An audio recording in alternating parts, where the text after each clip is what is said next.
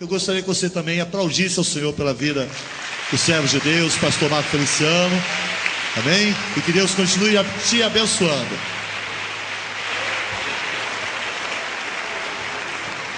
Aleluia. Toda honra, toda glória seja dada ao Senhor dos Exércitos. Vamos nos colocar de pé. Cumprimento os irmãos com a paz do Senhor. Está contratado para caminhar comigo, tá bom? Animar a plateia, me ajuda. Glória a Deus. Os que trouxeram a Bíblia, sem perca de tempo, abram-na comigo. Livro dos Salmos. Salmos de número 73. Aleluia. Uma alegria para mim poder retornar aqui ao púlpito da Igreja Batista Filadélfia e rever amigos e rever os anjos dessa igreja, Pastor Walter filho, a nossa matriarca que está cada vez mais bonita, mamãe. Deus abençoe a senhora e a todos os amigos que vieram para prestigiar o reino de Deus. Eu não sei como você entrou aqui, mas eu imagino como você vai sair daqui hoje. Se você tem amizade com a pessoa que está do seu lado, dê o endereço para ela, porque a unção de Deus pode te pegar aqui hoje. É perigoso errar o rumo de casa. Então digo para o irmão, se você me encontrar por aí meio assim, me pegue e me leve para casa, porque hoje ou o céu desce aqui, ou nós vamos fazer uma visita até o céu nessa noite. Posso ouvir um grito de glória a Deus aí, bem forte, bem alto? Maravilha, estou feliz em ver aqui toda a equipe da Missão em Vida, esse pessoal bonito que está aí filmando. A diretoria da Missão em Vida está aqui no púlpito comigo, muito feliz. Está escrito assim no Salmo de número 73: com efeito, Deus é bom para com Israel, para com os limpos de coração. Quanto a mim, porém, quase se resvalaram os meus pés, pouco faltou para que se desviassem os meus passos, pois eu invejava os arrogantes ao ver a prosperidade dos ímpios, porque não há apertos nem na sua morte. O seu corpo é sadio, não partilham das canseiras dos mortais, nem são afligidos como os outros homens. Daí a soberba que os cinge como um colar, e a violência que os envolve como um manto. Os olhos saltam-lhes da gordura, e do coração brotejam-lhes as fantasias. Motejam e falam maliciosamente, da opressão falam com altivez. Contra os céus desandam a sua boca, e a sua língua percorre a terra. Por isso seu povo se volta para eles, e os tem por fonte de que bebe a largos sorvos. E diz: como sabe Deus? Acaso há conhecimento no Altíssimo? Eis que são estes os ímpios, e sempre tranquilos aumentam em suas riquezas. Com efeito, inutilmente conservei puro meu coração, e lavei as minhas mãos na inocência, pois de contínuo sou afligido, e a cada manhã sou castigado. Se eu pensar em falar tais palavras, já aí teria traído a geração dos teus filhos. Em só refletir para compreender isto, eu achei muito pesada a tarefa para mim, até que eu entrei no santuário de Deus, e atinei com o fim deles. Tu certamente os põe em lugares escorregadios, e os fazes cair na destruição. Amém. Feche a Bíblia, coloque no banco, na cadeira. Pegue na mão da pessoa que está do seu lado, da pessoa mais bonita que estiver do seu lado. Se não tiver ninguém bonito o suficiente, corra aqui e pegue na minha mão. Isso, atravesse o corredor, a faixa de Gaza, o que te separa do irmão. Aperte a mão dele com carinho até ele falar aleluia. Pentecostal que não faz barulho está com defeito de fabricação, né? Feche os olhos e vamos orar. Pai, eu te amo, te exalto. Tenho certeza de que esta reunião foi marcada no céu antes de ser marcada na terra. Foi o Senhor quem marcou este gabinete celestial com a sua igreja. E a sua palavra, Senhor, fará uma cura no coração da sua noiva nessa noite. Eu não sei como os seus filhos entraram dentro deste santuário, mas eu tenho certeza que ao saírem daqui sairão melhores, sairão motivados, curados, abençoados. Sairão daqui para conquistarem os troféus da vida. E os teus filhos serão tão tocados pela sua palavra daqui a alguns momentos, Pai, que haverá uma chuva de quebrantamento sobre nós hoje. Pai, antes que eu comece a ministrar a sua palavra, eu lhe faço os 2 pedidos de sempre. O primeiro é que o Senhor cerque esta igreja, e num raio de 5 quilômetros, onde houver um demônio alojado, eu dou a esses demônios segundos para desaparecerem daqui, porque se não sumirem, serão queimados pelo poder da sua glória que virá. O segundo pedido a Deus é um pedido de atrevimento. Se ainda tenho crédito no céu contigo como pregoeiro da sua palavra, abre a porta do céu sobre esta igreja e manda do céu para a terra uma comitiva de anjos, anjos de fogo, que eles desçam trazendo brasas de fogo nas mãos, que comecem a esparramar estas brasas aqui entre nós, e onde houver um crente batizado com o Espírito Santo, remova ele agora, meu Senhor.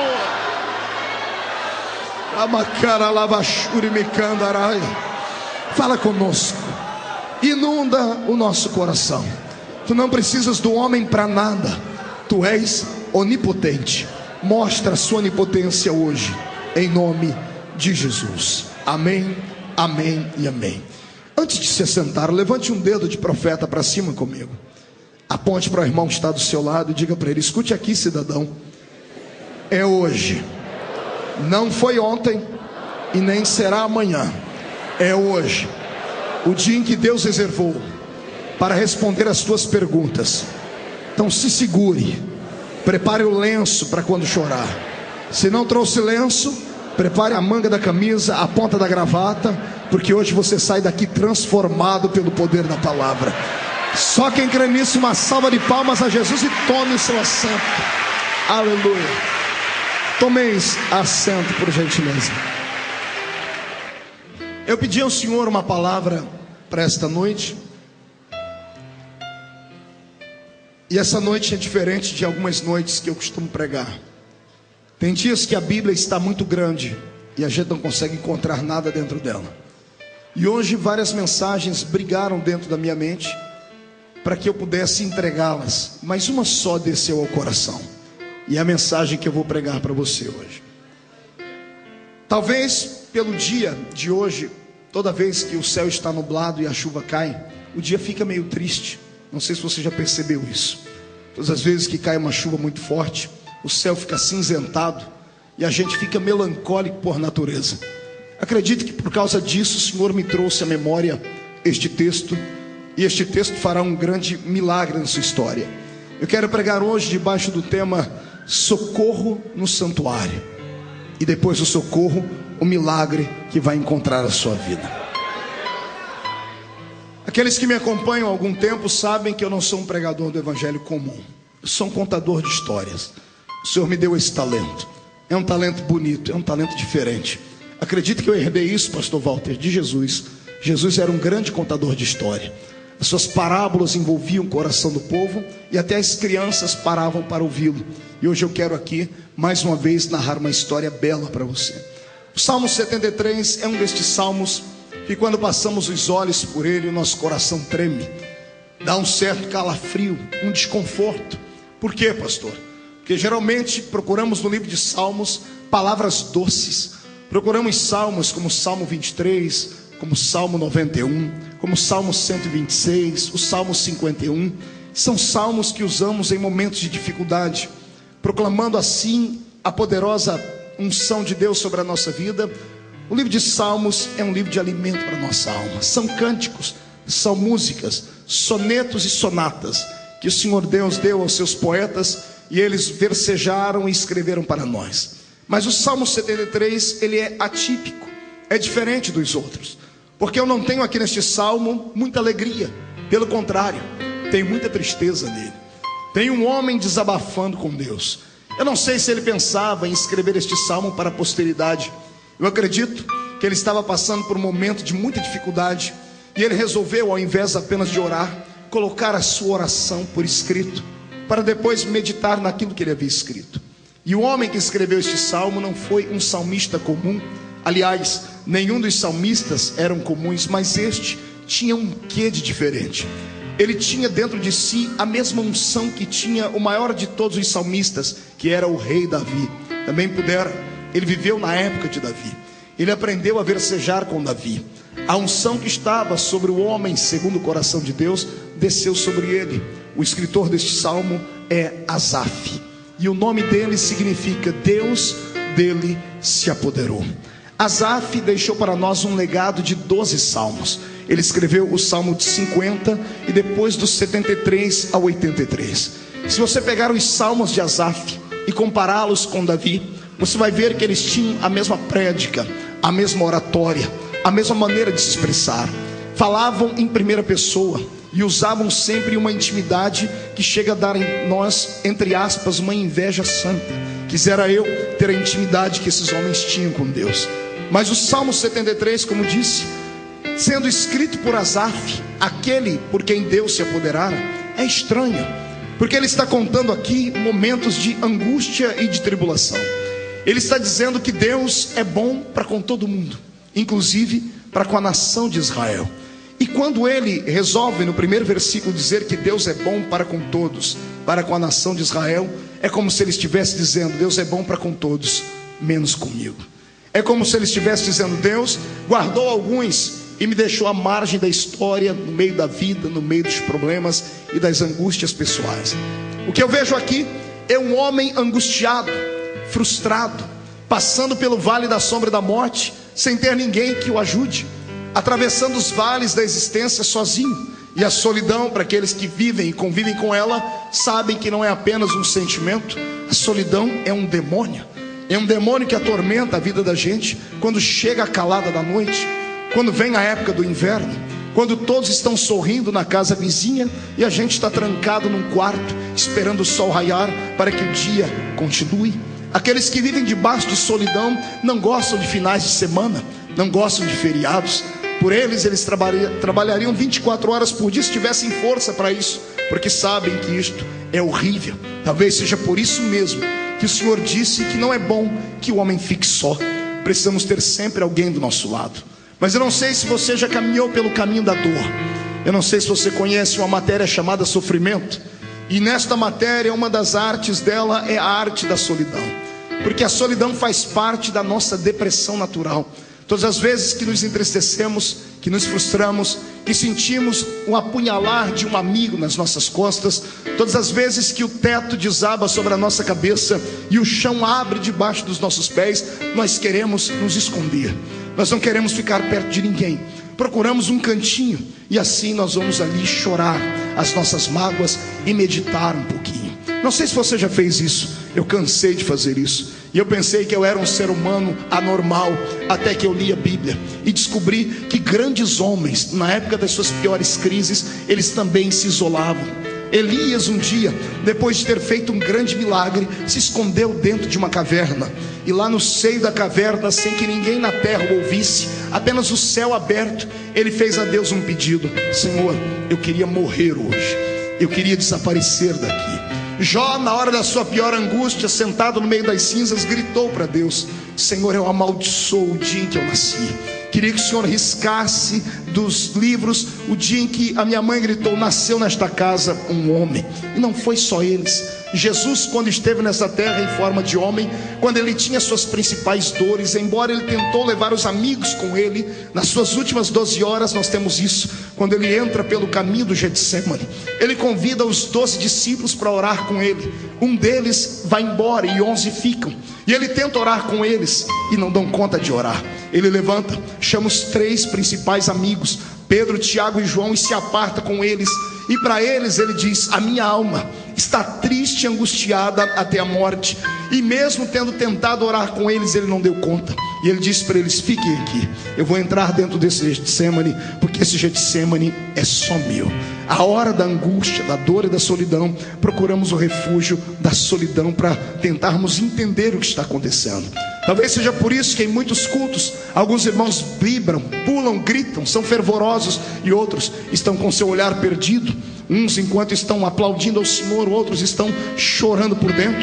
E alguns por serem muito severos consigo mesmo, por serem austeros demais, não conseguem esboçar o seu sentimento. Sorriem, mas por dentro estão angustiados. Talvez seja por isso que muitos se calam em uma reunião como essa. Não porque são frios como pregamos, mas só Deus conhece o momento em que eles estão vivendo, o vale de depressão no qual estão. Foi por isso que Deus marcou esta reunião hoje. Talvez tenha sido por isso que Deus fechou o céu sobre o estado do Rio de Janeiro hoje e fez cair uma chuva, para que o seu profeta pudesse olhar para o céu e entendesse que sobre algumas vidas o céu está fechado. Todavia, não existe nuvem negra que impeça Deus de te enxergar na terra. Todavia, não existe vendaval que faça Deus não ouvir o seu gemido. Por isso Deus marcou esta reunião hoje. Se prepare, porque daqui a pouco você não vai ouvir mais esta voz rouca aqui. Você vai ouvir a própria voz de Deus dizendo no seu ouvido: eu estou contigo no meio deste vale, eu atravesso com você aqui. Quero te dar uma lição. Eu aprendi neste meu caminhar com Deus que Deus só prova aquele que Ele quer aprovar. Talvez seja por isso que Ele te trouxe aqui hoje. Oxalá seja o fim da prova, e se não for, aguenta o tranco. Mais cedo ou mais tarde a prova vai abrir espaço para um pódio, e você que está aqui embaixo será colocado no pódio de Jeová e receberá da mão dele a chave da vitória, o prêmio que o Senhor preparou para ti. Quem concorda comigo, dê um sonoro grito de glória ao nome do Senhor Jesus. Eu estudei a biografia desse homem chamado Asaf e eu me apaixonei por ele. Se você quiser conhecer um pouquinho melhor a história dele, assista um DVD meu chamado Quebrando o Protocolo, e você vai conhecer a história do nascimento do ministério dele. Quando ele tinha entre 14 anos de idade e 15, ele se aproximou do rei Davi, quando Davi dançava ao redor da arca, quando a arca retornava para Jerusalém. Foi ali que ele recebeu este nome de Asaf, porque Deus se apoderou dele e ninguém conseguiu segurar o garoto. Ele rompeu a multidão dos levitas, correu até o rei. Os soldados deveriam ter matado ele, porque ninguém se aproximava do rei sem passar pela sua escolta, mas o garoto passou ileso. E quando ele tocou na mão de Davi e dançou ao redor da arca, a unção que estava sobre Davi repousou sobre ele. Às vezes vale a pena fazer loucura, principalmente quando você vê que ainda existe alguém que é diferente na terra. Se você vê Jesus atravessar a multidão, não olhe para a doença que está sobre você. Não olhe sobre as pessoas que dizem que você tem que ficar isolado e trancado num quarto. Se esconda a sua enfermidade, rompa a multidão, e nem que seja para você tocar nas orlas do vestido dele. Toque, e ainda que ele não te veja, ele pode não te ver, mas ele vai virar para trás e vai perguntar: alguém aqui me tocou? E quem foi que me tocou? Porque saiu virtude de mim. Rompa hoje a barreira do medo e toque no manto sagrado do Senhor, que está aqui hoje em forma da sua palavra. Você concorda comigo? Então dê mais um grito de glória a Deus, porque eu estou me aperfeiçoando com a palavra. Pois bem, como é que um homem de quem Deus se apoderou, como é que um homem que escreve 12 salmos, como é que um homem que tinha uma profissão, que eu não posso chamar de profissão, tenho que chamar de vocação, mas ele vivia desta vocação, podia estar passando um momento tão triste como esse aqui, pastor Joelson? Não dá para entender. Porque primeiro, ele era levita. Diga comigo, levita. Não, murcha a barriga, estufa o peito, diga levita. Quantas vezes nós estamos na igreja e olhamos para os levitas que vão cantar e vemos que os levitas têm um lugar de destaque. Você viu? As irmãs vieram cantar e não cantaram embaixo, vieram cantar aqui em cima. Levita tem lugar de destaque. Olha esse levita aqui, ele é feio, mas está ali, no lugar de destaque, está tocando o seu teclado. É um levita. Todo mundo quer ser levita. Todo mundo quer ter um lugar de destaque. Todo mundo quer ter uma experiência profunda com o seu Deus na área levítica. E descobrindo a Bíblia, eu descobri que levita não é só aquele que canta. Levita é aquele que consagrou a sua vida ao Senhor. Então eu estou pregando nessa noite para uma geração de levitas. Levitas que são desafinados como eu, é verdade. E quando abre a boca para cantar, os vizinhos tapam o ouvido. Mas ainda bem que nós temos o Espírito Santo, e é Ele quem intercede por nós com gemidos inexprimíveis.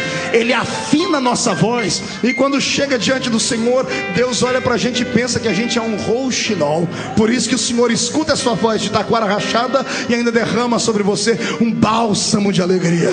É por isso que eu te convido hoje a ser um levita do Senhor. Alguns são levitas porque cantam, mas se você estudar a unção dos levitas, você vai descobrir que o levita, ele tinha no mínimo 4 funções. Ele podia ser o sacerdote, o sumo sacerdote, o escriba, ou aquele que tangia os instrumentos. O levita se destacava em várias áreas. Levita, na verdade, eram aqueles que nasceram da tribo de Levi. E foram os levitas que, pelo que eu estudei na Bíblia Sagrada, conquistaram o coração de Deus de uma maneira diferente. Quando o faraó disse que todos os meninos hebreus deveriam morrer, as 11 tribos de Israel mais fortes simplesmente se isolaram. Ninguém casava e nem dava-se em casamento mais. Mas a minha Bíblia diz no livro de Êxodo, no capítulo 2, que veio um homem da tribo de Levi e desposou uma moça da tribo de Levi. Casaram-se e não tiveram só um filho, porque faraó falou que se tivesse um filho homem, ele iria morrer. Eles tiveram 2 filhos homem e uma filha mulher. Eu estou falando de Joquebede e Anrão, pais de Moisés, Arão e Miriam. Quando o faraó não queria que nascesse um menino, nasceu quase que um super menino, porque o garoto que nasceu tinha tanta intimidade com Deus, que até conselhos para Deus ele dava. Deus olhou para a terra um dia e disse: Moisés, eu vou matar todo mundo que está embaixo. E Moisés entrou na frente e disse: se eu fosse o Senhor, eu não faria isso, porque o que vão dizer as nações? Que o Senhor é um Deus impaciente, que o Senhor orou, criou Israel e não deu conta de segurar e quer matar. Deus coçou a cabeça, olhou e disse: você tem razão. Então fale para o povo que ninguém morre, manda eles marcharem, porque a vitória está com eles. Foi a tribo de Levi quem teve coragem, porque levita é corajoso por natureza. É por isso que quando eu prego só para levitas. É claro que no nosso meio nós temos alguns rubenitas, nós temos gente de toda a tribo aqui. A tribo de Israel era composta de 12 tribos. Eu descobri a 13ª. A 13ª tribo é a tribulação. O que tem de crente que pertence a essa tribo, dê uma olhadinha para a cara do seu irmão e vê se ele é dessa tribo aí. Pastor, como é que eu detecto ele? Se ele tiver com o nariz comprido, me olhando torto e desdenhando, é um crente da tribulação. Agora, se for um crente da tribo de Levi, ele já não vê a hora de eu dar umas rajadas de graça aqui, para ele entrar no reteté de Jesus desse ambiente aqui. Quem é da tribo de Levi, dá um grito de vitória! Oh, glória! Como eu disse, a tribo de Levi é uma tribo de corajosos. É tribo de quem? Não ouvi direito. Tribo do quê? Desculpe, eu estou com um problema no meu ouvido. Tribo do quê? Quem é da tribo de Levi aqui? Levante a mão de coragem para cima, chacoalhe ela. Chacoalhe a mão, coloque no ombro de quem está do seu lado. Tem que ter coragem. Ainda que a pessoa esteja com a cara de delegado de justiça, coloque a mão no ombro dele e agarre o ombro dele. Chacoalhe ele até ele ficar irritado agora. Diga para ele: tem que ser da tribo de Levita. Se for da tribo dos levitas, você é corajoso. E quem é corajoso traz a glória de Deus para a terra. Quem concorda comigo, adore ao Senhor.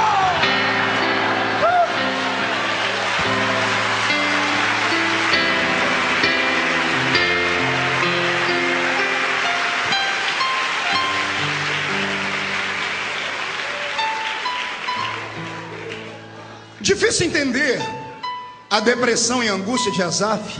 Ela era a história dos levitas, porque ele era um levita. Olha o que eu li na Bíblia, Números 18 e 20, não precisa ler, eu leio para você. Disse também o Senhor a Arão: na sua terra herança nenhuma terás, e no meio deles nenhuma porção terás, porque eu, Arão, eu Senhor, eu sou a tua porção e a tua herança no meio dos filhos de Israel. Você entendeu aqui? A princípio da tristeza, o Senhor está dizendo assim: Arão, todas as tribos vão ter herança, todas as tribos vão ter o seu presente, mas vocês que são levitas não vão ter herança nenhuma na terra. E antes que todo mundo fique jururu e triste, o Senhor diz: sabe por que vocês não vão ter herança na terra? Porque eu, Senhor, eu sou a sua herança. Eu sou a sua herança.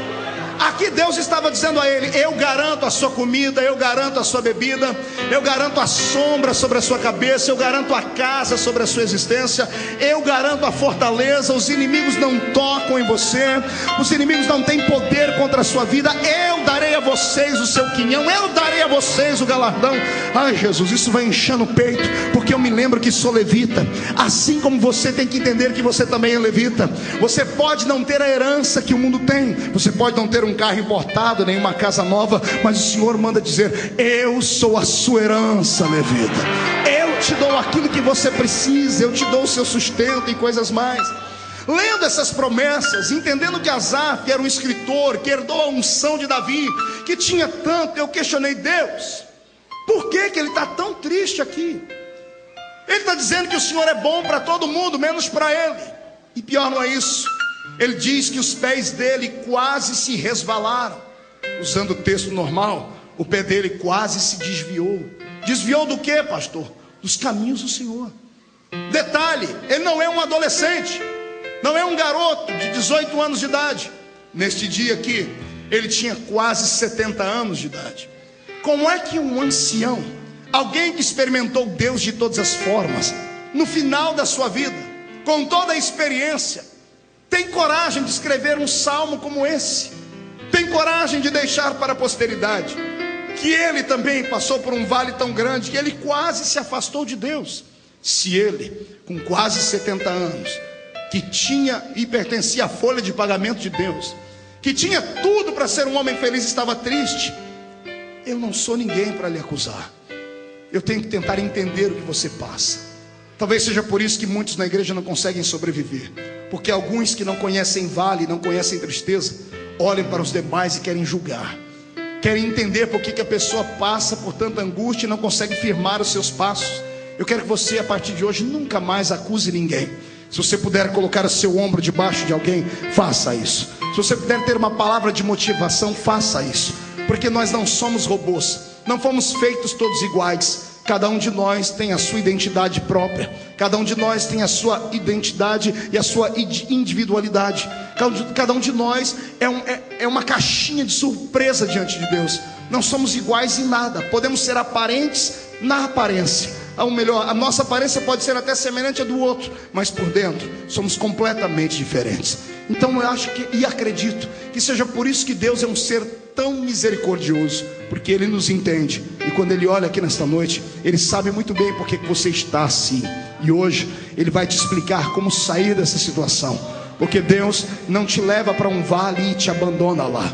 Deus é um general passivo e amoroso. É diferente desse exército que nós temos na terra.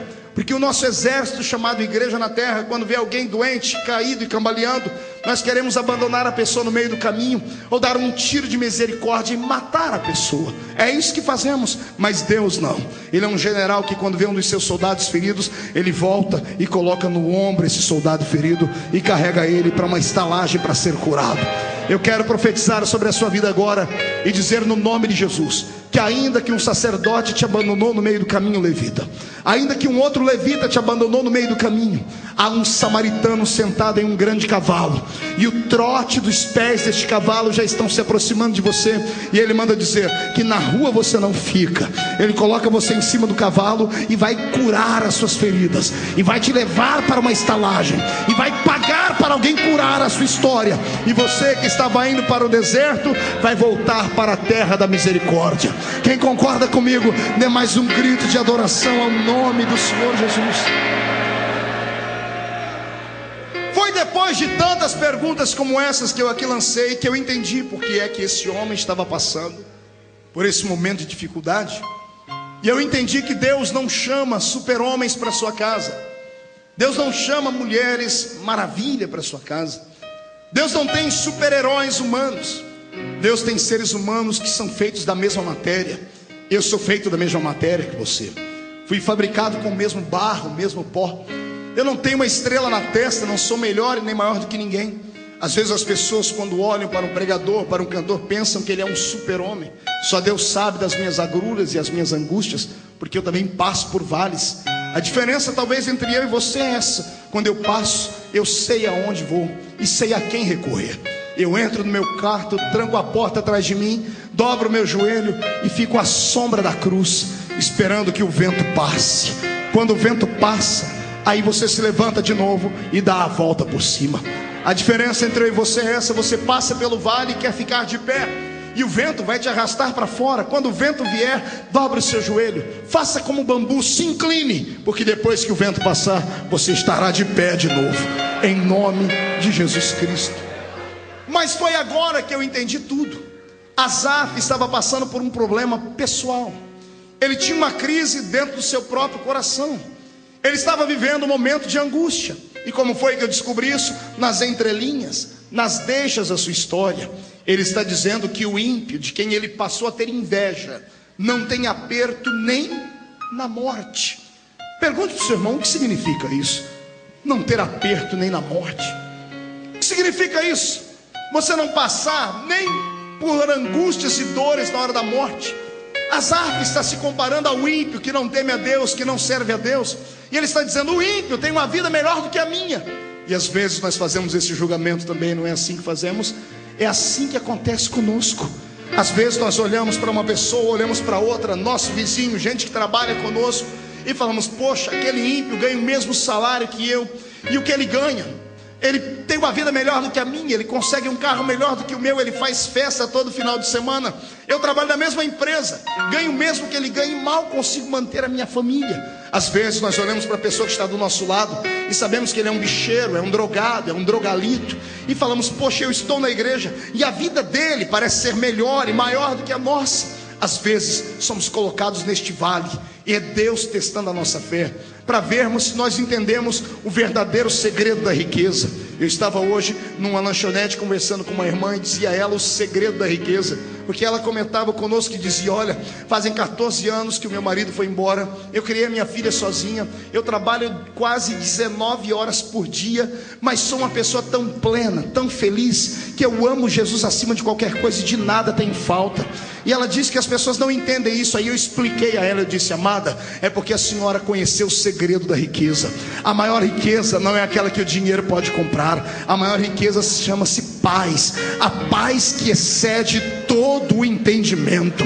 A paz que excede todo o entendimento só Jesus pode dar. Ela não vem da horizontal, ela vem da vertical. É um dia que Jesus te convence de que Ele é maior que a doença, é maior do que o problema, é maior do que a crise financeira, é maior do que os vales. Quando você descobre isso em Jesus, não tem vale que você não consiga atravessar. Eu quero que hoje você entenda que o maior tesouro do mundo está sentado dentro do seu coração em um trono, e Ele não quer sair daí. É Jesus de Nazaré.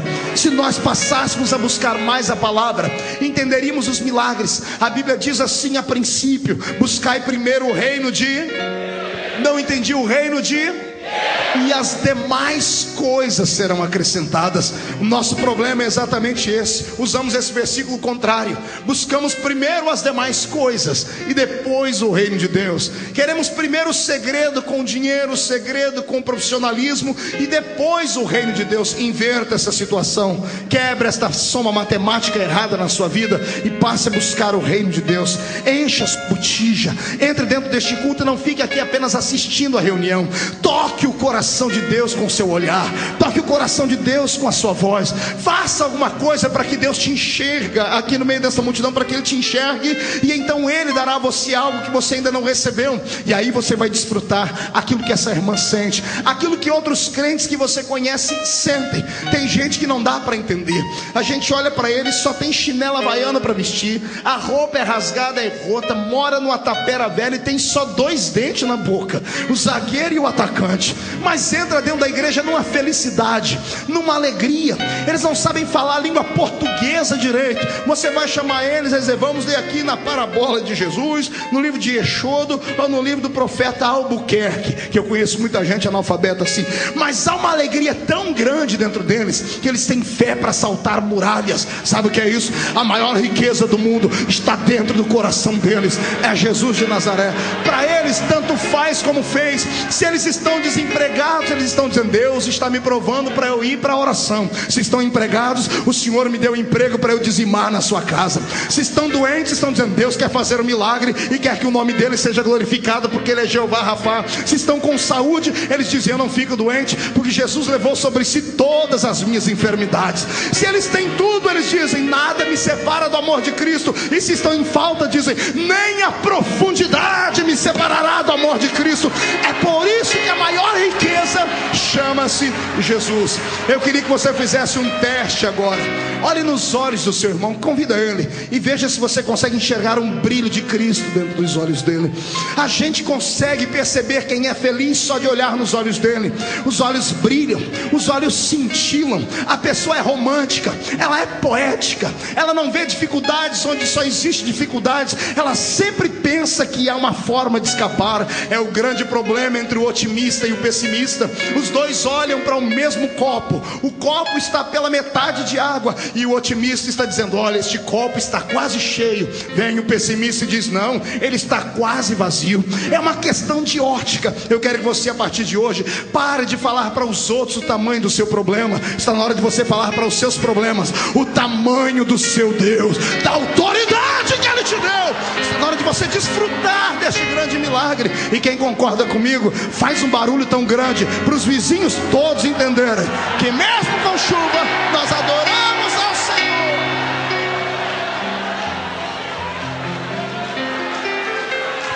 Aleluia! É uma chuva.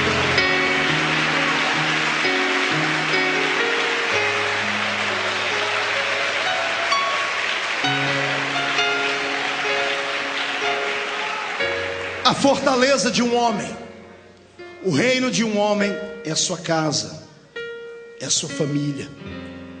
Se tudo vai bem na família, a gente aguenta tudo, a gente atravessa os buracos.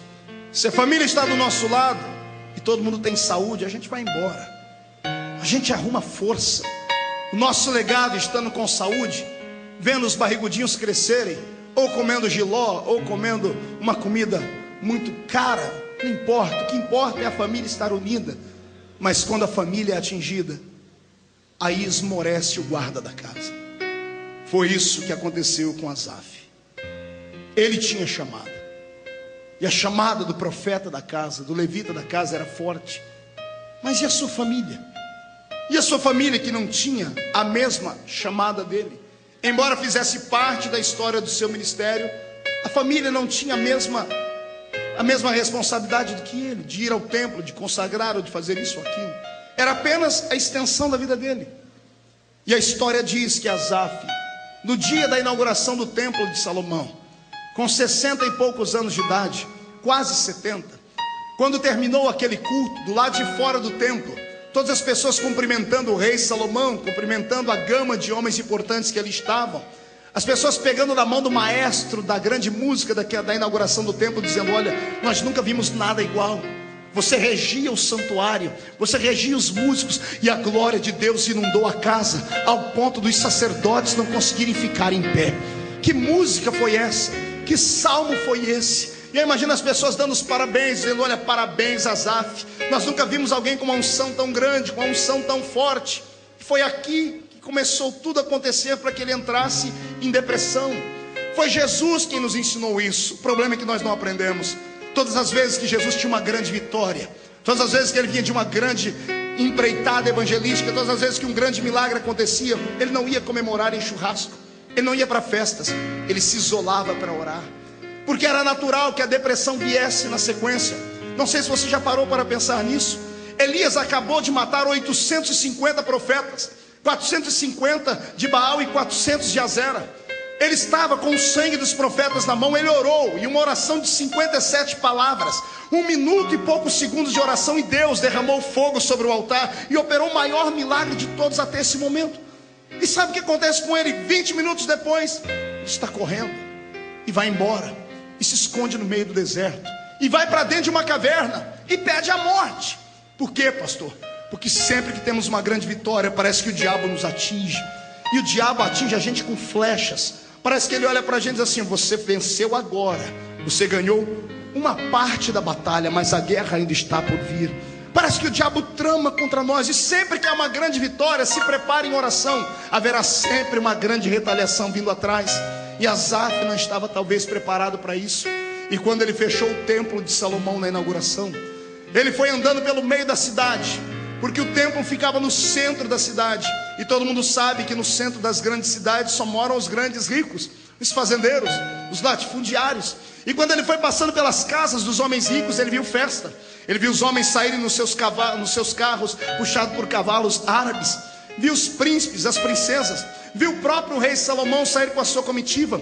De longe ele viu os fogos do palácio do rei. A inauguração foi perfeita. As pessoas estão comemorando a sua grande festa. E Asaf vai embora para sua casa andando a pé, sem ninguém. Por quê, pastor? Porque ele era um levita. Levita não tinha riqueza. Levita não tinha carro, levita não tinha roupa bonita. A roupa que ele usou na inauguração do templo foi a roupa que o pai dele usou, que o avô dele usou, que possivelmente o tataravô dele usou, porque era uma roupa de festa, era uma só para cada levita. E enquanto ele caminhava pelo centro da cidade, ia em rumo à casa dos levitas que ficava à parte da cidade, ele foi passando pela casa dos ricos e viu as festas, e viu os filhos dos ricos caminhando, e viu as pessoas se alegrando, e ele está sozinho. E quando ele caminha para sua casa, mesmo tendo 3 filhos, que segundo a Bíblia Sagrada, ou melhor, 4 filhos, 3 filhos e uma filha, Zacur, José, Netanias e Azarela, eram os 4 filhos dele. A tradição dos hebreus diz que um deles era doente, e eram tão doentes que não podiam se locomover. No maior feito do pai, eles não estavam todos juntos, mesmo sendo citados na Bíblia Sagrada como filhos do grande músico, não estavam todos ali. No maior momento da sua vida, no momento da consagração do seu ministério, ele está sozinho, e ele não tem um cavalo para levar os seus filhos naquele tempo. E quando ele chega no arraial dos levitas, ele olha para a sua casa, e a casa dele era uma casa, embora fosse uma casa digna de se morar, era uma casa velha. Mas quando ele andou pelo meio das praças de Jerusalém, ele viu as casas dos ricos, ele viu a casa dos grandes homens, dos latifundiários, dos fazendeiros, e ele viu suas casas bonitas, gigantescas, bem aparelhadas, cheias de festa. E quando ele chega no reduto dos levitas, ele lembra que a casa que ele está morando é antiga, porque o pai morou ali, o avô morou ali, o bisavô morou ali. E ele começa a sentir a necessidade de ter coisas, ou dar coisas para os seus filhos, que ele nunca teve. E quando ele abre a porta da sua casa e entra dentro do seu casebre, a comida que ele iria comer naquele dia não era o cardápio que ele pediu a sua esposa para fazer, porque o levita só comia aquilo que as pessoas davam para ele comer. Todos os dias era uma surpresa. Alguém batia a casa do levita e dizia: olha, Deus mandou eu te trazer isso aqui para você comer. E ele começou a se sentir não como um herdeiro de Deus, mas como um pedinte de esmola. Às vezes, quando somos obreiros de Deus, somos levados a pensar isso também. Temos uma vocação divina, ouvimos a voz do profeta, e as pessoas dizem: você tem vocação, você vai chegar lá. E a gente acredita, e cegamente se joga no reino de Deus. E de repente, você vê que todas as pessoas prosperam, e você que se lançou para viver da fé começa a ser mutilado, começa a ser execrado. Eu lembro disso na minha vida, quando deixei um grande trabalho para trás e fechei a matrícula na faculdade de Direito. Eu comentava com os irmãos esses dias, eles perguntaram por que eu não prego em certo estado do Brasil. E eu disse: porque todas as vezes que eu ouço o nome desse estado, meu coração treme. Porque todas as vezes que eu lembro do nome desse estado, eu lembro que foi ali que me fecharam portas, porque eu pregava falando a verdade. E por causa dessas portas fechadas, eu fiquei 2 meses sem nenhuma agenda. E na metade do 2º mês, a minha filhinha me pedia leite, eu não tinha leite para dar a ela. E eu me lembro da minha filha chorando, pedindo: pai, eu quero beber leite, eu não tinha leite para dar a ela. É a angústia, a depressão que bateu no meu peito, a ira, a raiva, a vontade de chutar tudo. E o diabo do meu lado dizendo: se você tivesse estudado, se você tivesse continuado trabalhando naquele trabalho, você teria tudo para sobreviver, você seria um vencedor, seria um médico, seria um advogado, seria alguém importante, que você tem inteligência. E aí você começa a ver o seu reino desmoronar. E aí o efeito da fé passa, o efeito da chamada, que é metafísica, desaparece. E por um momento você começa a olhar com os olhos dos homens. E sabe qual é o sentimento que vem aqui dentro? Inveja, dor. E você começa a sentir náuseas pela sua chamada. E você começa a dizer: será que eu não errei? Será que eu não troquei os pés pelas mãos? Será que Deus me chamou para essa realidade de verdade? Estou pregando isso aqui porque o Senhor me disse que tem muita gente aqui hoje que tem vocação, tem muita gente que tem chamada.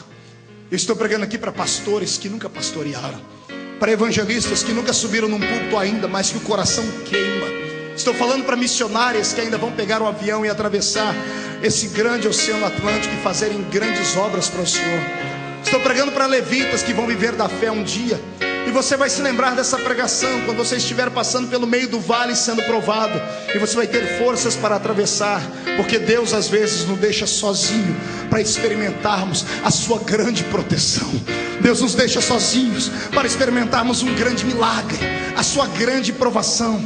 Eu quero que no nome do Senhor Jesus você entenda que o Senhor não te abandonou, e a sua chamada é uma realidade, e que você não precisa entregar a carteirinha de pastor, e que você não deve deixar a sua chamada de lado. É só um momento de dificuldade. Daqui a pouco vai passar, o vento vai passar, e o Senhor vai confirmar a sua chamada, e você terá vontade de pregar 2 vezes mais. Agora você é só um gatinho acuado, mas daqui a uns dias a unção do leão da tribo de Judá vai saltar dentro de ti, e você vai agarrar os demônios pelo chifre. Agora aguente o tranco. Quanto maior a chamada, maior é a dor dela. Quanto maior é a unção que Deus tem sobre a sua vida, maior é o preço que tu vais pagar por ela. E não espere que você será alguém que Deus não irá provar.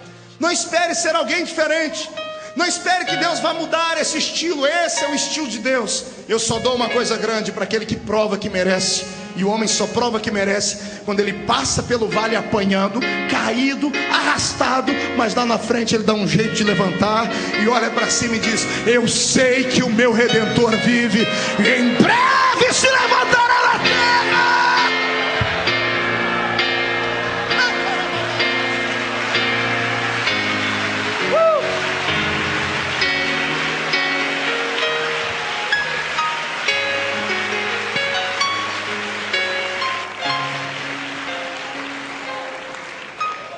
Quer entender a depressão do levita? Fecha os olhos. Eu te dou a tinta e você desenha o quadro que eu vou ditando. Entre dentro da casa dele comigo. Paredes feias, de pedras, caiadas, nenhum móvel bonito, mesas de madeira, cadeiras de madeira, cuias em cima da mesa. Comida, aquilo que trouxeram, resto de mesa de gente. Atravesse a sala, entre comigo dentro do primeiro quarto e veja a esposa dele, quase 70 anos, deitada na cama, inválida. E ele acordando ela depois da inauguração do templo, dizendo: filha, Deus desceu no templo hoje. A glória foi tão grande que os sacerdotes não conseguiam ficar de pé. Eu imagino ele dizendo aquilo que a tradição dos hebreus diz. A tradição diz que quando Deus desceu dentro do templo, todos os enfermos do lado de fora da casa foram curados. E quando ele diz isso, todos foram curados. Eu imagino ela dizendo: por que o Senhor não veio aqui e não curou a mim? Não curou o nosso filho que está no outro quarto ali, inválido? Eu imagino a dúvida batendo dentro da mente do grande profeta de Deus, agora do levita. E ele começa a dizer: o ímpio não tem aperto em nenhum momento da sua vida, mas a minha vida é por demais sofrida. Não tem aperto nem na morte, porque o rico tem dinheiro para comprar grandes volumes de terra, e até para comprar um caixão mais bonito ele pode. E a mim, que nem dinheiro para comprar uma urna para minha família tenho. Todos eram sepultados no mesmo buraco. Quando ele morresse, seria sepultado no buraco onde o pai dele foi sepultado, onde o avô dele foi sepultado, porque levita não podia ter nada. E ele está dizendo: não há aperto na sua morte. Como é que você se sentiria? Levante a cabeça. Eu era garoto, tinha os meus 15 anos de idade, e tinha uma irmã na minha cidade, a irmã Sebastiana, nunca vou esquecê-la. Uma mulher pequenina, simples, cheia de Deus, mãe de 14 filhos, se não me falha a memória, 14 filhos, todos afastados do caminho do Senhor na época, com exceção de 2, e um deles era meu amigo de infância, o Enoque, nome de profeta. E a gente chegava na casa da irmã Sebastiana e todos os dias ela colocava sempre uma sopa para a gente comer. Sempre ela tinha uma palavra de ânimo para a gente. Mas o fim da vida daquela mulher foi triste demais. Ela contraiu uma doença, um câncer. Mas não era um câncer na carne, era um câncer no corpo inteiro. Era um câncer que apodreceu ela da ponta dos dedos do pé à cabeça. Na última semana de vida dela, fui eu e o Enoque ao hospital visitá-la. Quando o Enoque entrou no quarto e viu a mãe respirando com dificuldade, ele saiu chorando. E eu fiquei ali. Para não acordá-la, eu estendi minha mão sobre ela e comecei a orar. Eu era um garoto. E enquanto eu balbuciava palavras, ela abriu os olhos e disse: Marquinho. E eu abri o olho e disse: irmã Sebastiana. Ela deu um sorriso meio amarelado e disse: que bom que você veio. Ela disse: cadê o Enoque? Eu disse: está lá fora. Eu não disse que ele estava chorando, porque ela iria chorar junto. E ela disse: o que você veio fazer? Eu disse: eu vim aqui orar pela senhora. Vim aqui pedir para Deus lhe dar força. E antes que eu falasse mais alguma coisa, ela parou a minha palavra e começou a dizer: você está firme com Jesus? Você sabe que o céu está próximo, né? E ela começou a me incentivar a não abandonar a fé. Eu fui confortá-la e ela começou a me confortar. E ela começou a me dizer coisas tão lindas sobre Jesus. E entre uma palavra e outra, ela fechava o olho e fazia um semblante de dor, mas ela não abria a boca, não gemia.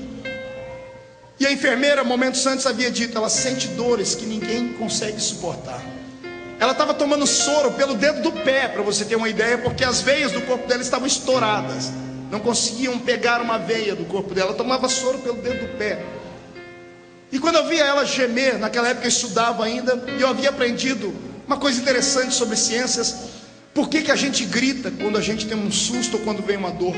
É uma mensagem que o nosso corpo manda para o cérebro. Por um momento, o nosso cérebro é interrompido. A dor se interrompe por milésimos de segundo. É por isso que quando gritamos, por um momento, parece que ficamos num vazio grande. A dor desaparece por milésimos de segundo. E ela gemendo, e eu dizia assim: irmã Sebastiana, grita, geme, solta a voz. E ela dizia assim para mim: não posso. E eu falei: por que não? E ela me chamou para baixo. Eu coloquei o meu ouvido perto da boca dela. Ela disse: está vendo aquela mulher ali à direita? Sim. Ela disse para mim: ela não é crente. E ela perguntou para mim se o meu Deus me abandonou. E eu disse para ela que não. E ela disse para mim: eu quero ver até onde você aguenta aí com essa dor. Até onde você aguenta aí. Eu quero ver você gemer aqui dentro. Ela disse: eu não vou gemer, porque o meu Deus vai me dar força. E eu falei para ela: irmã Sebastiana, por que a senhora não grita, não dá atenção àquela mulher? Ela disse: não, se eu gritar, ela vai perder a salvação. Ela vai debochar do meu Deus. Então eu vou aguentar firme aqui, porque eu fico em silêncio e o testemunho vai fazer ela aceitar Jesus como Salvador. Isso me tocou muito naquele dia. Dias depois, a irmã Sebastiana foi sepultada. E enquanto eu entrava no cemitério, eu via a tristeza da sepultura de um pobre. Um mês antes foi a sepultura do magnata da cidade. 2 helicópteros sobrevoavam o cemitério soltando rosas, carros importados. E o presidente da república foi na minha cidadezinha, porque era um dos maiores alcooleiros de todo o Brasil. Um homem tinha quase 5 usinas açucareiras, mais de 20 mil funcionários, carros importados, helicópteros por cima, aquela pompa. E agora veio o enterro da irmã Sebastiana. Meia dúzia de velhinhas no círculo de oração, eu com Enoque, a família, um caixãozinho mais ralé que tinha, uma cova aberta no meio da terra. E quando o caixão vai descendo, o círculo de oração se reuniu para cantar um hino para ela, de despedida. Enoque chorando muito. Quando terminou aquilo, eu fui subindo com ele por uma ruazinha do cemitério, e lá encostado numa parede está o coveiro. E o coveiro, escorado na pá, me chamou e disse: vem cá, moço, quem é que morreu aí? Eu disse: a dona Sebastiana. Ele disse: ela é muito importante. Eu disse: por quê? Porque eu nunca vi um enterro tão bonito. Eu disse: mas beleza do que o senhor viu? Ora, o senhor não viu? Quando entrou esse grupo de gente, atrás entrou um grupo de homens de branco, com cap. Ela é da Marinha. O pai dela é da Marinha. O marido dela está na Marinha. Os filhos dela são marinheiros.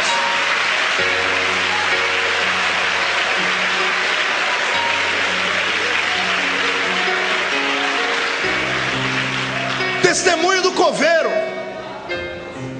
O coveiro disse que viu um batalhão de homens entrando fardados, com espadas levantadas. E quando o círculo de oração reuniu ao redor da tumba para cantar, eles reuniram ao redor e cantaram uma música. Ele disse que ele nunca ouviu uma música tão linda. Aí eu saí dali e entendi. Falei: Senhor, o ímpio parece que na morte não tem aperto, mas quem não tem aperto é o crente. Porque na verdade ela não estava mais ali, ela já havia sido escoltada até o céu pelos poderosos anjos. É por por isso que a maior riqueza que podemos ter não está no nosso bolso, está dentro da nossa alma. Eu quero que você hoje não se sinta rejeitado, nem se sinta abandonado por Deus. Pelo contrário, são momentos de luta que todos nós passamos. E vou lhe dizer mais: se você está sofrendo, sempre terá alguém sofrendo mais do que você. Agora reaja. Não deixe o sofrimento tirar Deus da sua frente. Não deixe o sofrimento fazer um milagre desaparecer. Em nome de Jesus, encontre o poder de Deus no meio da dor. Encontre o coração de Deus no meio da angústia.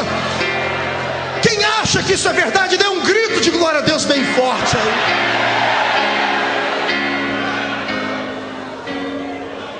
Aleluia. Pedro grita no meu ouvido dizendo: o homem que espera em Cristo só para esta vida é o mais miserável de todos os homens. Sabe o que significa isso? Pedro está dizendo: se você vem à igreja só para ter uma cura, você é o mais miserável de todos. Se você vem à igreja só para ter a sua família unida, você é o mais miserável de todos. Se você vem à igreja só para buscar dinheiro para a sua empresa que está falida se levantar, você é o mais miserável de todos. Porque dinheiro passa, saúde passa. Jesus não ressuscitou Lázaro e ele está vivo hoje, morreu de novo. Todos aqueles que Jesus curou na sua caminhada morreram. Então isso significa que a vida é passageira. A vida passa muito rápido. Agora aquele que fez uma projeção do seu cristianismo para a eternidade, esse investiu no maior banco que existe, que é o banco da graça do céu. Pastor, mas eu não tenho que servir Jesus por aquilo que ele tem que me dar? É claro que não. Malditos sejam essas religiões de hoje que dizem assim, ó, se Deus é Deus, Ele é obrigado a te dar, porque se Ele não der, Ele não é Deus. Esse não é o meu Deus. Porque o meu Deus, se Ele der, Ele é Deus. Se Ele não der, Ele é Deus. Se Ele fizer, Ele é Deus. Se Ele não fizer, Ele é Deus. Eu não sirvo Jesus por aquilo que Ele tem que me dar. Eu sirvo a Ele por aquilo que Ele já me deu. Ele me deu um nome escrito no livro da vida do céu. Se uma bala perdida acertar o meu coração agora, o corpo cai em terra, mas a minha alma voa para as moradas celestes. Esta não é a última morada do crente. Esta terra é só de passagem. Quem acredita e tem fé para dizer que isso é verdade, levante as suas mãos para o céu e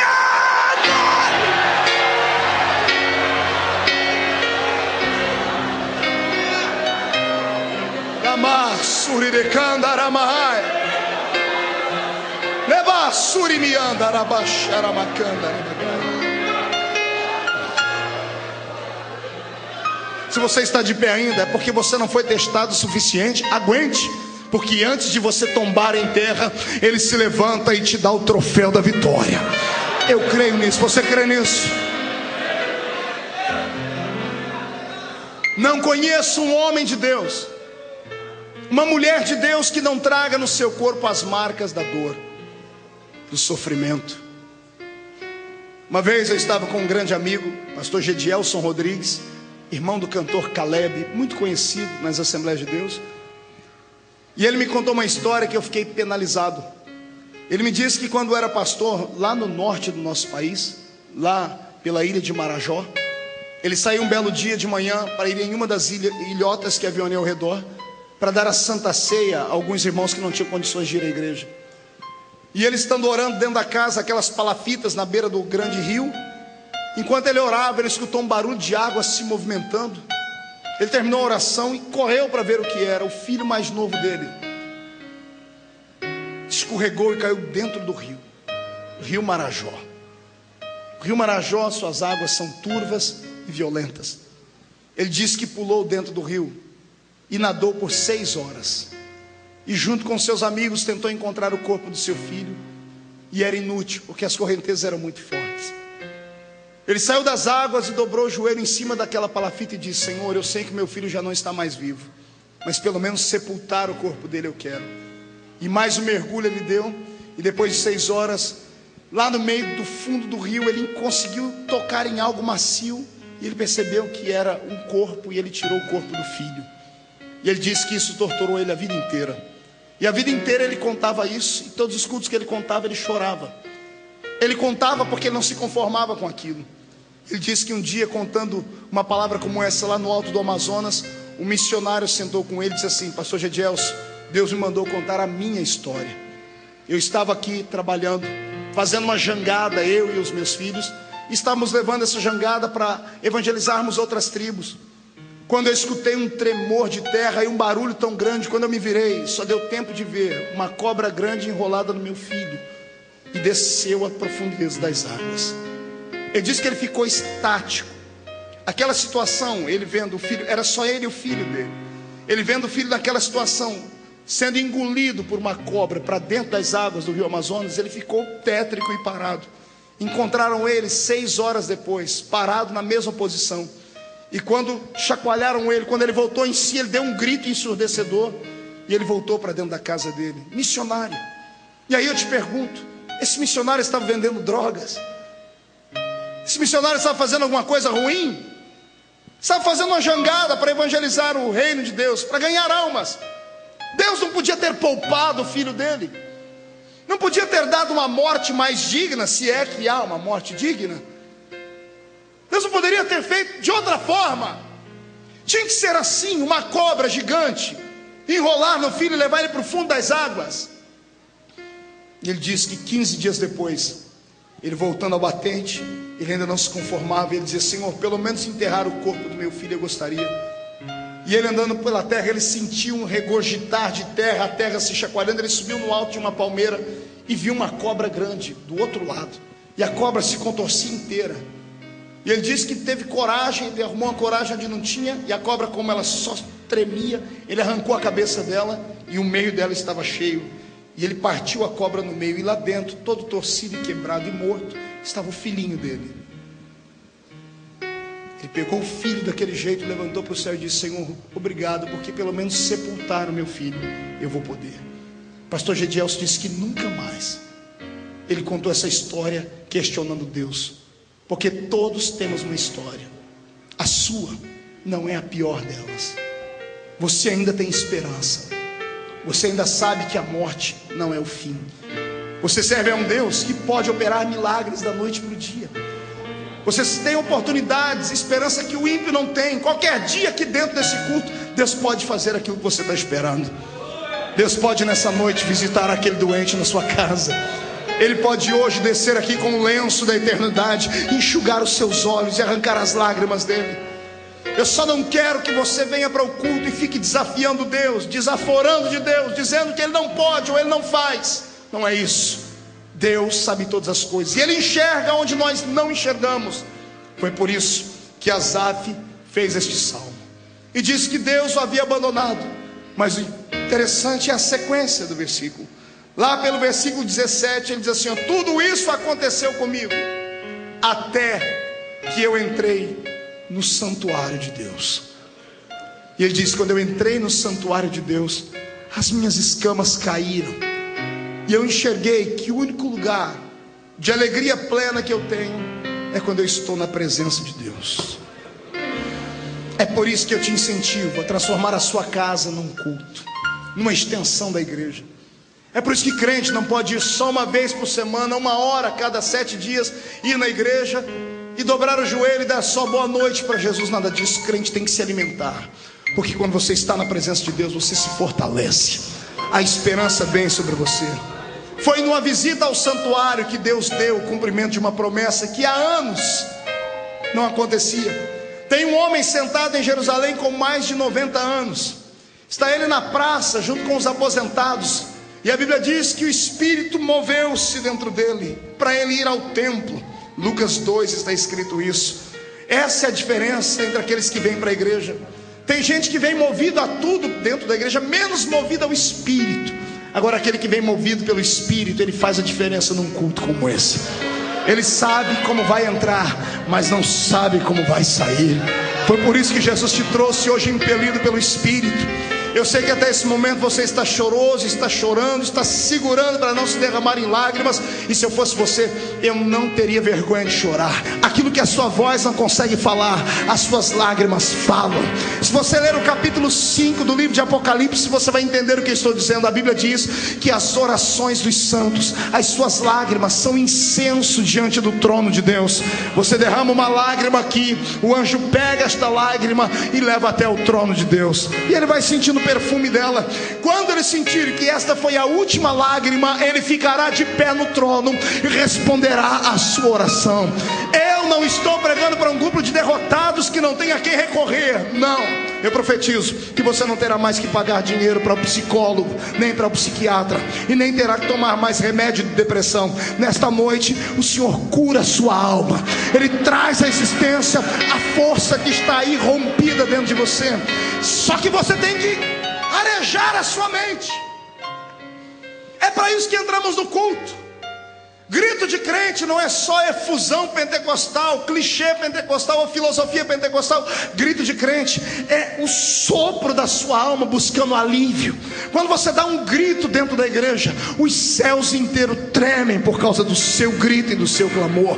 Quando você ora em línguas estranhas, você cochicha dentro do ouvido de Deus e fala coisas que ninguém entende, só Ele entende. Então eu te desafio nesta hora, eu te desafio a parar de olhar para os problemas, a parar de orar para o ímpio, a parar de olhar para aquele que tem, para aquele que pode, para aquele que fez. Eu quero que você fixe seu olhar na cruz, porque você também é merecedor de ajuda. E hoje, nem que o Senhor Deus tenha que mover do céu uma legião de anjos para te socorrer, Ele fará isso, porque você é importante para Ele.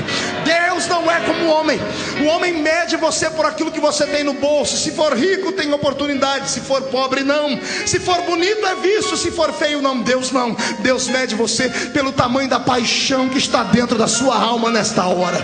Se você é como Asaf e cantou um cântico de tristeza como esse, comece a se alegrar, porque hoje você entrou no santuário de Deus, e aqui no santuário você está ouvindo a palavra, e a palavra vai te socorrer. Eu profetizo que as promessas de Deus que te foram feitas não vão morrer até que elas se cumpram na sua história. Não morre a promessa e não morre aquele que foi prometido. A enfermidade não te arrasta para a sepultura até que Deus não te dê alegria plena. Eu profetizo em nome de Jesus que o choro que está durando uma noite terminará, porque a alegria virá logo ao amanhecer. Eu profetizo em nome de Jesus que esta cara triste, feia que está agora vestindo o seu rosto vai dar lugar para alegria, porque você vai começar a sentir agora algo que o homem não pode te dar, que é a paz que excede todo o entendimento. Pastor, como é que eu faço para sentir esta paz? Basta fechar os olhos, colocar a depressão de lado e começar a dizer: eu sei que o meu Redentor vive e Ele vai se levantar agora. Não me interessa se você está leproso, se você enterrou os seus filhos, se a sua mulher te abandonou, se você perdeu a riqueza. O que me interessa é que mesmo leproso, sentado nas cinzas, você pode ficar de pé, e de pé você pode gritar para o céu: o meu Redentor vive e vai se levantar, vai se levantar, vai se levantar, vai se levantar. Você crê nisso? Então murche a barriga, estufe o peito, olhe para o irmão do seu lado e diga: o meu Redentor vai se levantar. Não faça melhor, diga: o meu Redentor vai se levantar. Se você tem uma fé maior, diga: o seu vai se levantar ainda, diga: o meu já se levantou. Já se levantou. Quem acredita que o seu Redentor se levantou, adore!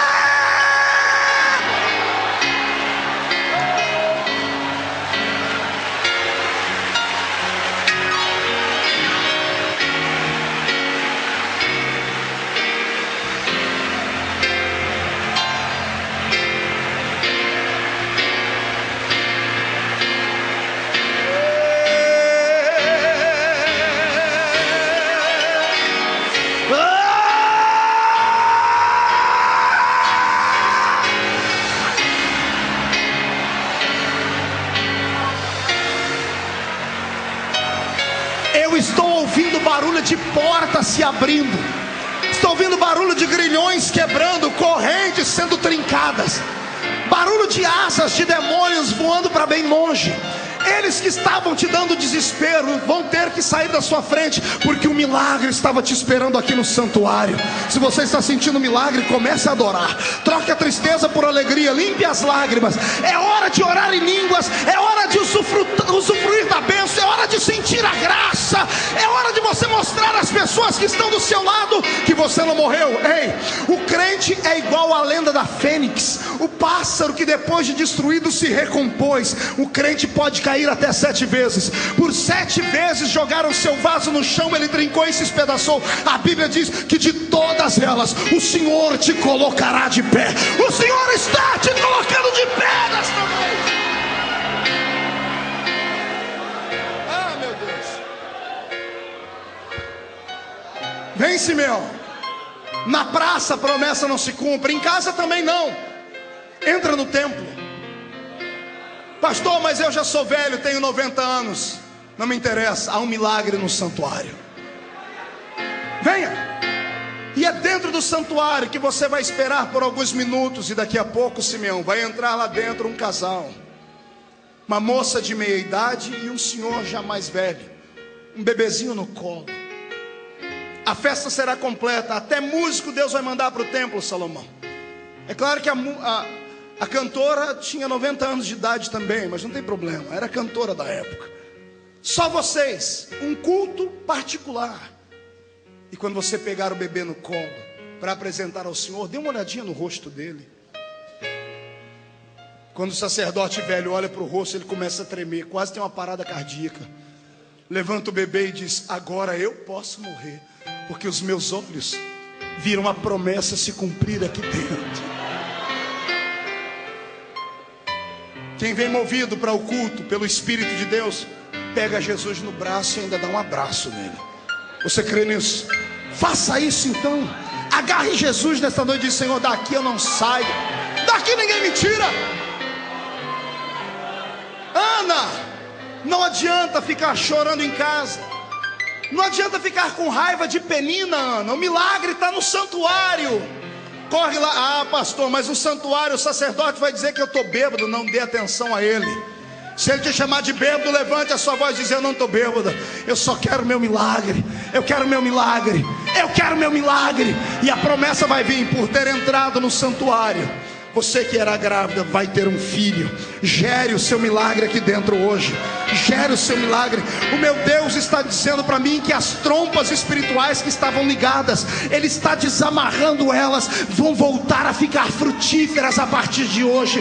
Você volta a desfrutar os milagres do seu Deus a partir de hoje. Vem. O que foi que aconteceu com você? A sua mão ficou podre e ressequida? Vem para o santuário. Entra no santuário e senta bem na frente. Deixa as pessoas te chamarem de aleijado. O que importa é que quando Jesus entrar no santuário e ver a sua mão ressequida, Ele vai tocar nela e vai dizer: ser curado. Alguém vai dizer: mas ele não merece porque hoje é dia de sábado. E Jesus vai tomar a frente e vai dizer: se você cuida do seu cachorro, do seu jumento, do seu boi no dia de sábado, eu cuido dos meus filhos aleijados no dia de sábado. Levanta com a sua mão curada, mas adore ao Senhor.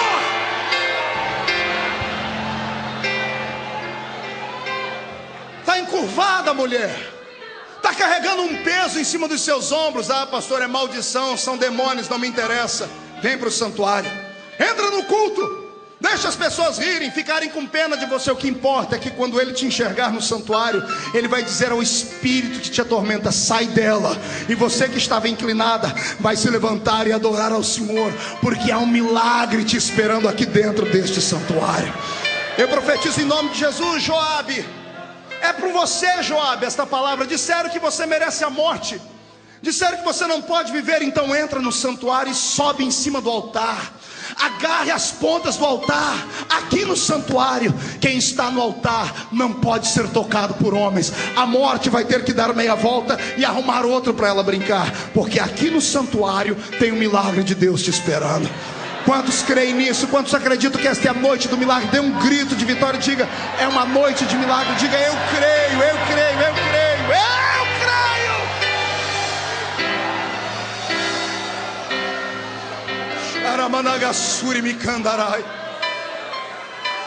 Incline a sua cabeça e e dê valor à sua igreja. Dê valor aos cultos da sua igreja. Dê valor à pequenina casa de oração no monte. Dê valor ao seu quarto de oração, porque o milagre está mais perto de você do que você pensa. É só um momento de dor. Asaf, vai passar. Asaf, não olhe para a dor, Asaf. Olhe para o dom que Deus te deu. Só você pode trazer Deus para dentro da igreja. Não olhe para o filho enfermo. Não é maldição. Não fique perguntando quem pecou, eu, meu marido ou meu filho. Pare com isso. Creia que você é alguém especial. E Deus vai te fazer o que fez comigo. Ele pode não responder todas as perguntas, mas Ele pode te ajudar a atravessar os vales. Eu quero te convidar agora a entrar comigo na presença de Deus. Mas eu não quero que você fique só no átrio. Você é levita, sacerdote. Levita atravessa o átrio, vem no lugar santo. Se tiver coragem, entra atrás do véu do templo e entra comigo no Santo dos Santos, porque a fumaça de Deus vai cobrir esse ambiente. Eu não preciso ser reconhecido por ninguém. Eu não lograrei fazer o que comecei a ti.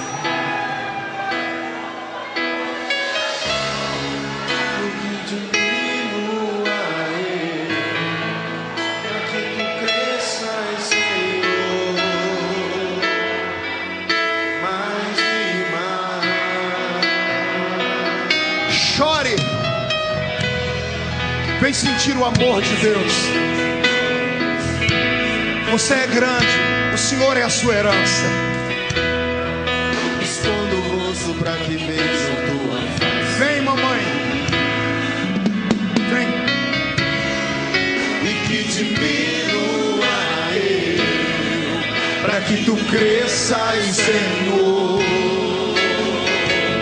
mais e mais.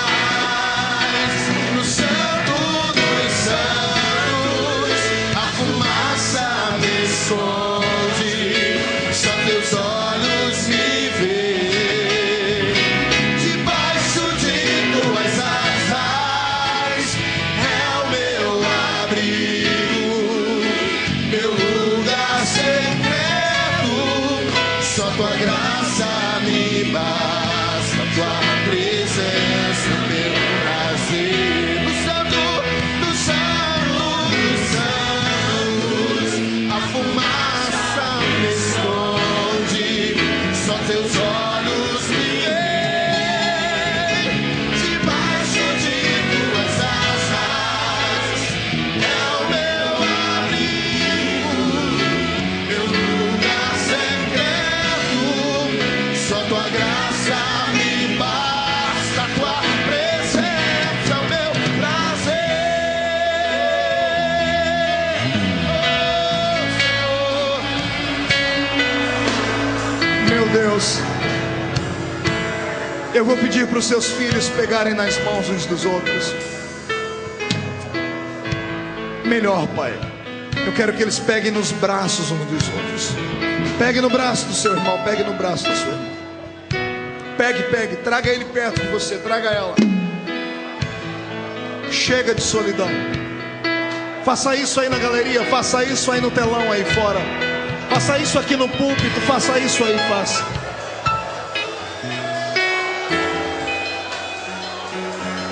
Deixa eu orar por você. Pai, as pessoas que estão em casa assistindo devem fazer isso também. Faça isso, chame a sua família, pegue nos braços deles. Vamos orar junto. Deixa eu orar por você.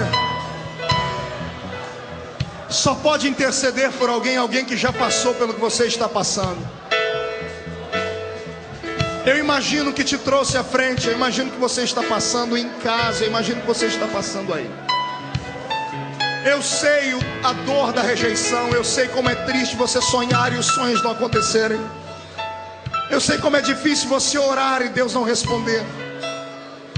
Eu sei como é difícil lutar contra os ventos que dizem que você não tem chamada. Deixa eu orar por você. Incline a sua cabeça.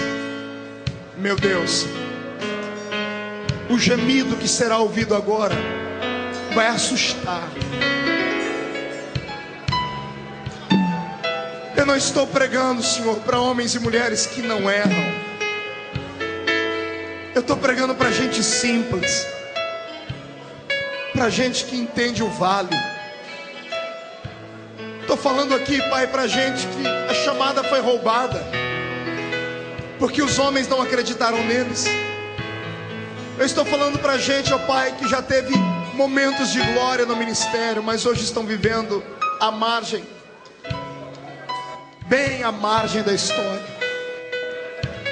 Estou falando, Senhor, para famílias que estão destruídas no momento, para pessoas que estão enfermas à beira da morte. Estou falando para um monte de Asafs, que são levitas, que têm uma chamada.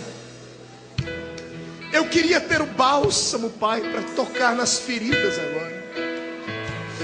Eu queria poder, ó Pai, fazer o serviço de um pai, abraçar cada um deles. Porque tem dias na vida da gente, Pai, que a gente precisa só de um abraço. É por isso que eu pedi para as famílias se juntarem agora, porque nós estamos quebrando, Pai, a mão dos demônios do desespero. Estamos amarrando, Senhor, a força dos demônios que tiraram a fé, que roubaram a esperança. E assim como Asaf saiu do vale, assim como o Senhor me tirou do vale, eu posso já ver, Pai, uma luz no fundo do túnel. Esta multidão inteira está atravessando, Pai, o Mar Vermelho. Esta multidão inteira está vendo as muralhas de Jericó caírem. Esta multidão inteira está sentindo, Pai, o céu gritar. Esta é a noite do milagre.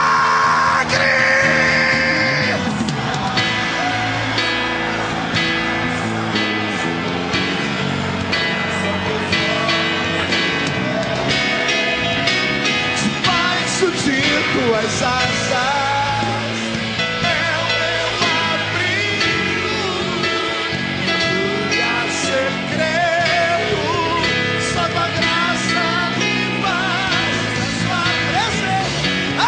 Adore ao Senhor.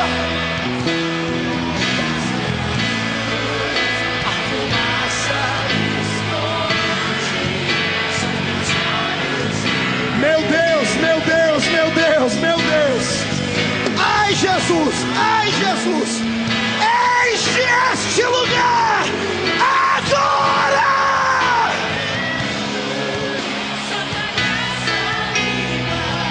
A sua presença é o meu prazer.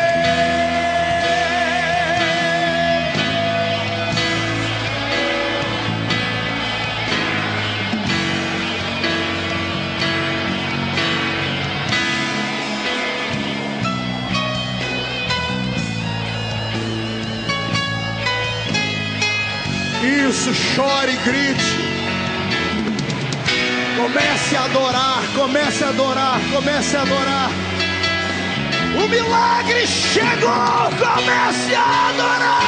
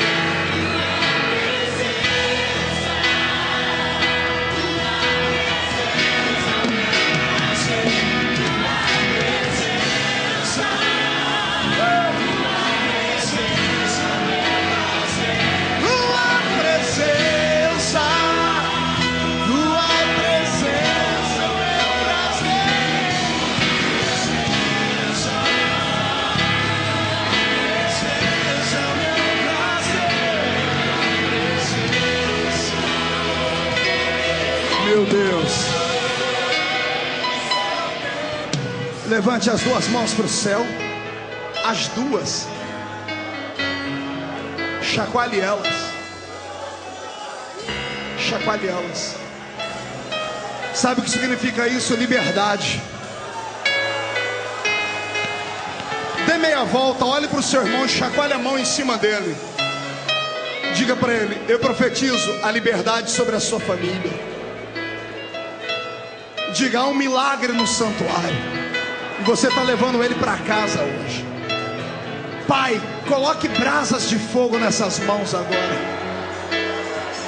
Onde eles colocarem a mão deles, Pai, coloque a sua mão junto. Abraça o seu irmão e diga para ele: o milagre chegou.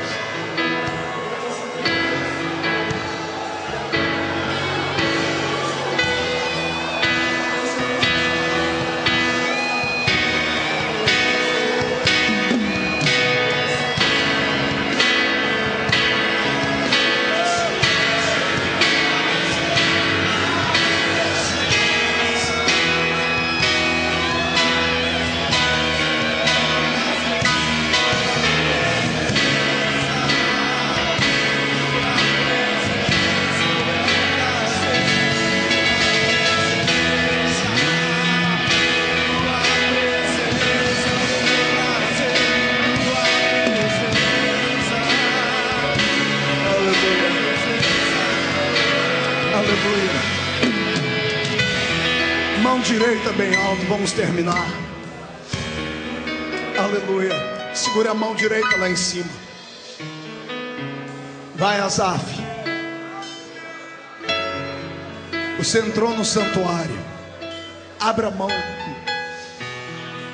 Diga comigo em nome de Jesus: todos os demônios que destruíram a minha fé, provocaram desespero, solidão, angústia, roubaram os meus sonhos. Eu ordeno, não estou pedindo, estou ordenando para a palma da minha mão agora, já. Feche a sua mão, feche com autoridade, levante para cima. Eu vou contar até 3. No 3 você vai jogar no chão e pisar em cima. Vou contar até 3, você vai jogar no chão e pisar em cima. 1. Há um milagre no santuário. 1,5. A sua família está recebendo milagre hoje por causa de você. 2. Esse ano é o seu ano. 2007, número 7, número da plenitude, número da perfeição. Esse é o seu ano. 2,5. Satanás vai ter que arrumar outra casa para atormentar, porque da sua ele se muda hoje. 2,75. A vitória é sua. 3. Jogue no chão, pise em cima. Posso enfrentar o mundo, eu sei quem luta por mim. Seus planos não podem ser frustrados.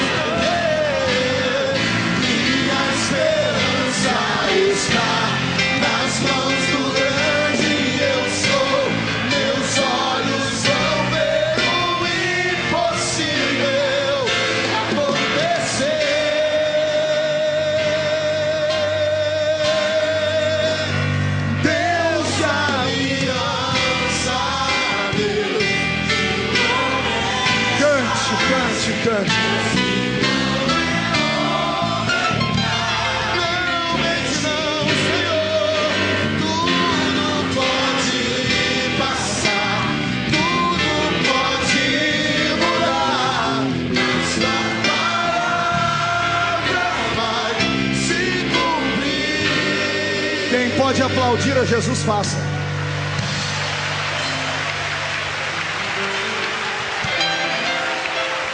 Quem pode aplaudir e gritar, faça. Quem pode aplaudir, gritar e salta!